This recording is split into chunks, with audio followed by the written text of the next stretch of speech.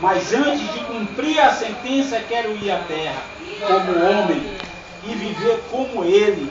Quero assumir sua natureza, experimentar seus conflitos, suas tristezas, suas alegrias e tentações. Foi por isso que Cristo veio a este mundo como uma criança.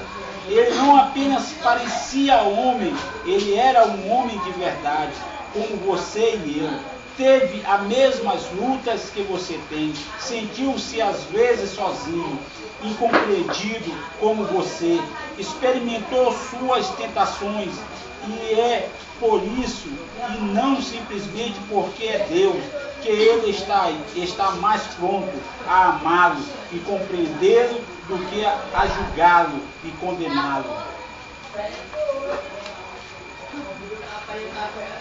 O Senhor Jesus viveu neste mundo 33 anos. A Bíblia diz que em tudo foi tentado, mas sem pecado. Ele não teve pecado.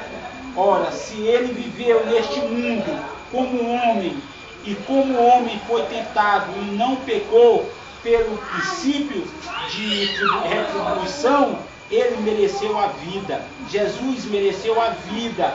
Agora vamos imaginar um diálogo entre Cristo e seu Pai. Nosso Deus, Pai, disse Cristo, depois de ter vivido neste mundo, eu vivi na terra como um ser humano e fui tentado em tudo, mas não pequei. Como ser humano, eu ganhei o direito da vida. O homem, pelo contrário, pecou. Ele merece a morte. Agora, Pai, o princípio da retribuição não impede que haja uma troca. Sendo assim, a morte que o homem merece, quero morrer lá. Eu quero morrer lá.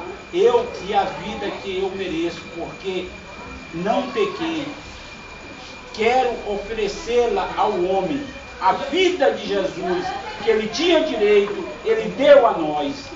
E recebeu a nossa morte, que nós devíamos morrer, ele recebeu a nossa morte. Foi isso o que aconteceu lá na cruz do Calvário. Uma troca de amor. Alguém morreu em nosso lugar. Alguém morreu para nos salvar.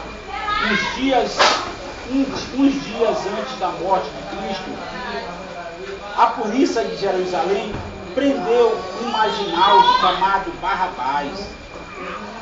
E um delinquente foi julgado e condenado à pena de morte. Devia ser cravado numa cruz. Esta era uma morte cruel. Ninguém morre por causa de feridas nas mãos e nos pés. A morte por crucificação é lenta e cruel. O sangue vai se acabando, gota a gota. Às vezes o marginal fica cravado vários dias, o sol de dia e o frio à noite. A fome, a sede e a perda paulatina de sangue ia acabando pouco a pouco com sua vida. Depois do julgamento e da condenação de Barrabás, as autoridades chamaram um carpinteiro para preparar a cruz, que seria dele. Ali estava o delinquente, ali estava a sua cruz, preparada especialmente para ele, com sua medida, com o seu nome. Mas naquele dia, os judeus prenderam Jesus. Ele também foi julgado e condenado. A história conta que um homem chamado Pilatos, tentando defendê-lo, apresentou perante ao povo Cristo e Barrabás, e disse: qual que quereis que vos solte, Barrabás ou Jesus, chamado Cristo? E eles disseram: Barrabás. Disse-lhe Pilatos: que farei então com Jesus, chamado Cristo? Disseram todos: seja crucificado.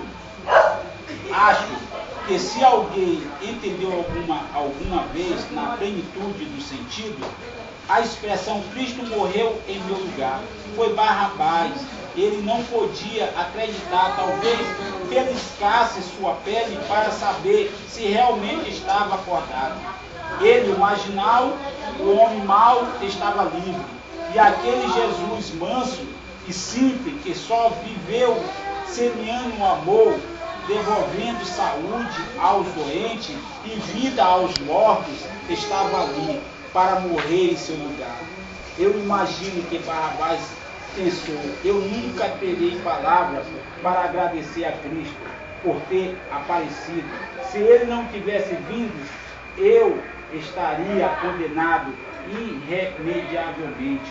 Já não havia mais tempo para chamar o carpinteiro e preparar uma cruz para Cristo.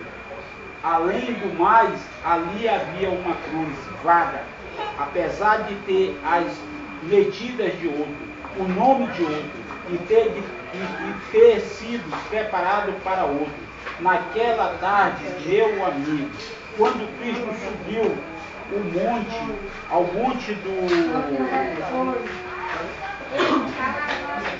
monte do Calvário, carregando uma pesada cruz, eu gostaria que vocês entendessem bem isto. Aquela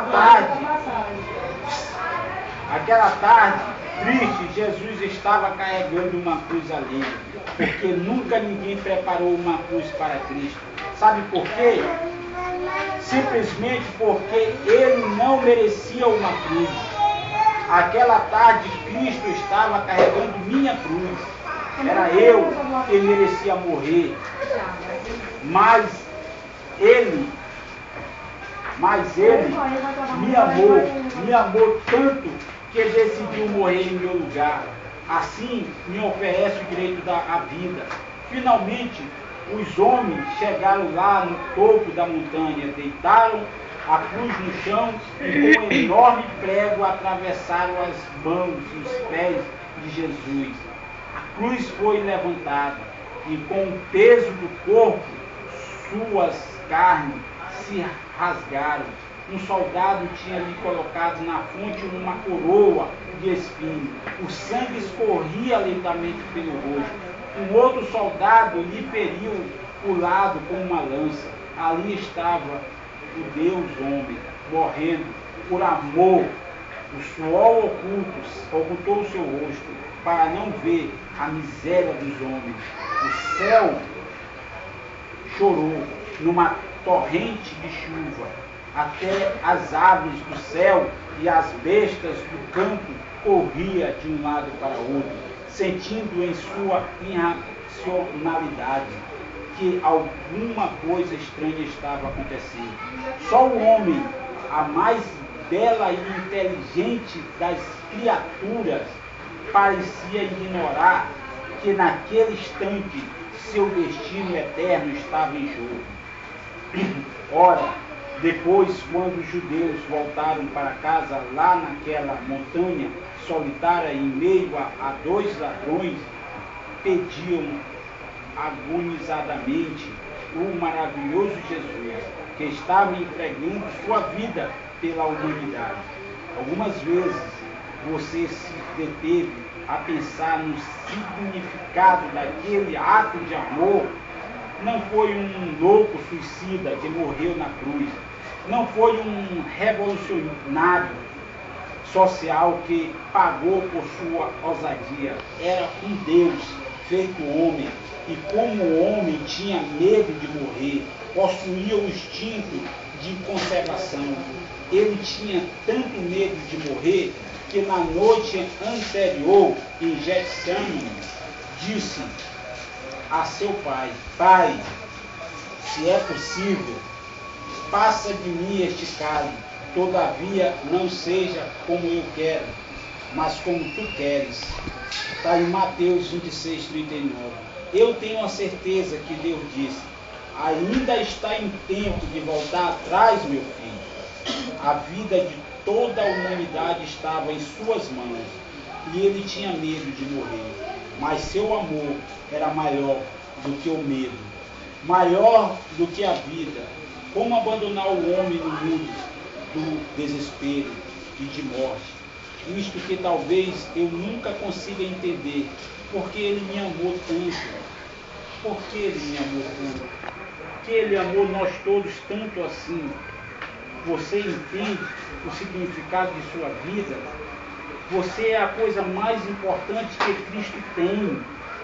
Ele o ama de tal maneira que, mesmo tendo medo da morte, aceitou para vê-lo feliz. Não apenas para vê-lo tornar-se membro de uma igreja, mas para vê-lo realizado e feliz. O homem pecou e merece morrer, mas diz a Deus: Pai, perdoa-me. Em outras palavras, eu não quero morrer. Nós dizemos: perdoa, Pai, eu não quero morrer. Filho, eu não posso mudar a lei. O salário do pecado é a morte. Não tem outra saída, disse Deus. Pai, perdoa-me, por favor. Perdoa-me. Continua clamando o homem em seu desespero. O pastor Richard conta uma pequena história de quando era garoto. Ele diz que gostava de pular cerca e colher as maçãs do vizinho. Um dia a mãe o chamou e, mostrando-lhe uma vara verde, disse-lhe: você está vendo esta vara verde? Sim, mãe. Se você colher mais uma maçã do vizinho, vou castigá-lo 5 vezes com esta vara. Entendeu? Sim, mãe. Os dias passaram, as maçãs estavam cada dia mais vermelhas. E o menino não conseguiu resistir à tentação. Pulou a cerca e comeu a maçã, até ficar satisfeito.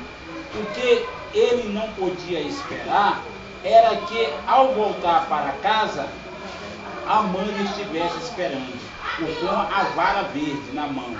Tremeu, sabia o que iria acontecer, quase sem pensar suplicou: mãe, me perdoa. Não, filho, a mãe respondeu: não, filho, disse a mãe. Eu fiz uma promessa e terei que cumpri-la. Mãe, por favor, eu prometo que nunca mais tornarei a fazer isso. Não posso, filho. Você terá que receber o castigo. Por favor, mãe, por favor, continuou suplicando com os olhos lacrimejantes. Que mãe pode ficar insensível vendo um filho amado suplicando perdão? Ela tomou entre as mãos do filho e perguntou: você não quer receber o castigo? Perguntou para o filho assim: você não quer receber o castigo? Não, mãe. Então só existe uma saída, meu filho. Ela disse isso para o filho: só existe uma saída, meu filho. E a saída qual é?